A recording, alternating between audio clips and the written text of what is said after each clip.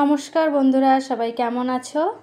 আজকে খুব সুন্দর একটা কাল্পনিক গল্প, যেটা আমরা ছোট থেকে সবাই কম বেশি পড়েছি এবং গল্পটা থেকে অনেক কিছু শিখেছি। তো আমি একটা প্রথমে মাটির পাত্র আঁকবো। তো এখানে একটু ফাঁকা রেখেছি অন্য কারণে। তো বন্ধুরা, আমার চ্যানেলটিকে এখনও যারা সাবস্ক্রাইব করোনি, অবশ্যই তাড়াতাড়ি সাবস্ক্রাইব করে নাও এবং আমার এই ভিডিওটি শেষ পর্যন্ত দেখারও অনুরোধ রইল। ভালো লাগলে লাইক এবং শেয়ার। তো দেখো, আমার পটটা একটু ডিজাইন করে দিলাম এবং পাশে মাটির ডিজাইনের মতন একটু খাঁচকাটা করে দেব। তো এবার আমি কলসির মুখটাতে একটু ডিজাইন করব।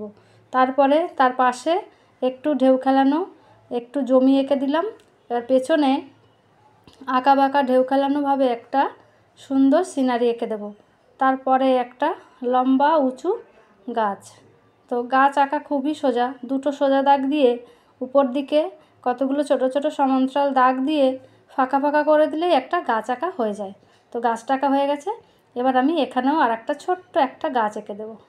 তো এখানে আমি ফাঁকা রেখেছি, দেখো এই যে ডাবলু দিয়ে একটা পাখির ঠোঁট এঁকে দিলাম। এবার পিঠটা এঁকে দেব। তো এবার হয়তো তোমরা একটু বুঝতে পারছো আমি কি আঁকতে চলেছি। তো ছোট থেকে যে গল্প আমরা শুনেছি, থার্স্টি ক্রো বা তৃষ্ণার্ত কাক, একটা কাকের খুব জল তেষ্টা পায়, সে কোথাও জল খুঁজে পায় না। তারপরে সে অনেক খোঁজাখুঁজির পরে একটা ছোট্ট কলসি দেখতে পায় এবং তাতে অল্প কিছু জল দেখতে পায় এবং সে কিভাবে খাবে, সে তার মুখ ওর মধ্যেও যাচ্ছে না। তো সে পাশেই কিছু পাথর পড়ে দেখতে পায়। তো বুদ্ধি থাকলে উপায় হয়। তো সেই পাথরগুলোকে সে ওয়ান বাই ওয়ান বা একটা একটা করে ওই কলসির মধ্যে ফেলতে থাকে। তারপরে সেই জলটা উপরে উঠে আসে, তখন সে ওই জলটা খেয়ে প্রাণ জুড়িয়ে যায় এবং উড়ে চলে যায়। তো দেখো, আমি কতগুলো পাথরও এঁকে দিলাম ছড়ানো ছিটানোভাবে এবং ওর মুখে একটা পাথর, সেটাও এঁকে দেবো। তো দেখো, বুদ্ধি থাকলে উপায় হয়। এবার কতগুলো ঘাস এঁকে দিলাম। তো এই গল্পটা থেকে আমরা অনেক কিছু শিখিয়েছি। তো দেখো, এবার আমি সিনারিটা এঁকে দেবো। তো এবার আমি কালো রঙ দিয়ে করে নিয়েছি, সেটা তোমাদের আমি দেখাইনি, অনেকটা সময় ভিডিওটি অনেক বড় হয়ে যাবে সেই জন্য। এবার কালার করব।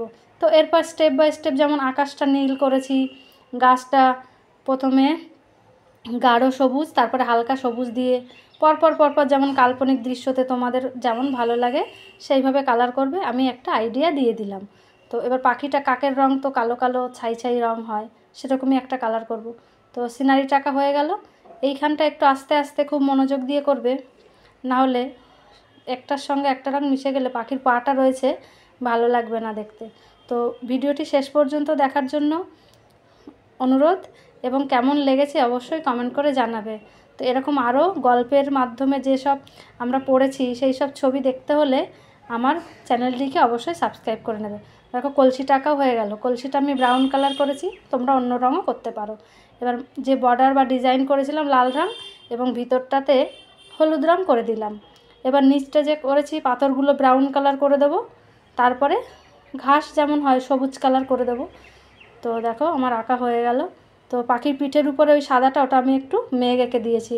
এবার আমি গাছটাকে ব্রাউন কালার করে দিলাম।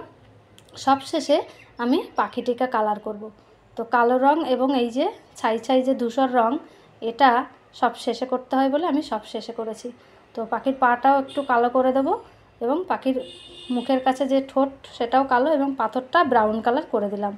তো ভিডিওটি কেমন লেগেছে অবশ্যই জানাবে আর সবশেষে আমার চ্যানেলটিকে অবশ্যই সাবস্ক্রাইব করবে। ধন্যবাদ, সবাই ভালো থাকবে।